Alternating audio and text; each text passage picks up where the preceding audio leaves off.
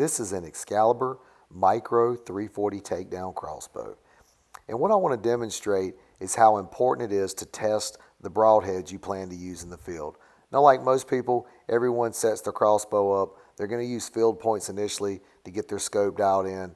And when you test your broadheads, you hope that they're going to have the same point of impact that your field points did.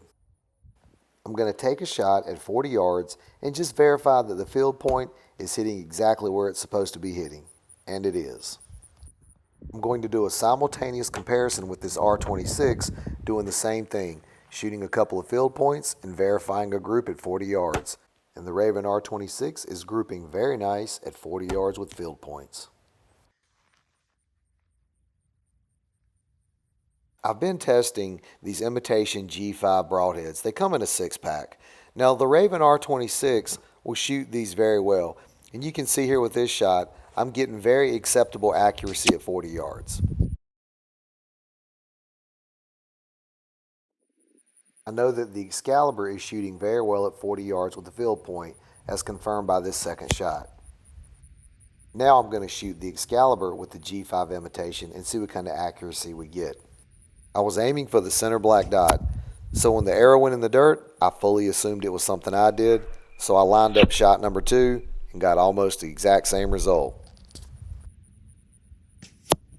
I replaced the fixed blade broadhead with a mechanically opening one and did the exact same process.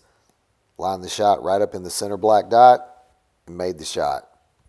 This is a perfect example of why it's so important not to assume that your broadheads are going to fly just like your field points. Even if one crossbow shoots them well, another one may not.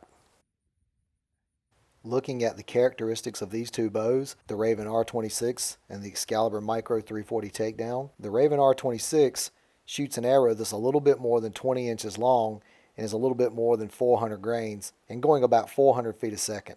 The Excalibur shoots an arrow that's about 16 inches long and weighs about 351 grains, and it shoots at about 325 feet a second. In terms of your broadhead's point of impact mirroring your field point of impact, it definitely seems like in this case that the arrow's weight, speed, and length has a factor in how well it performs with this particular type of fixed blade broadhead. Just because you have your bow or crossbow sighted in with a certain field point and you're having good results with that field point, you cannot assume that a broadhead you've never used before is going to fly the exact same way as your field point.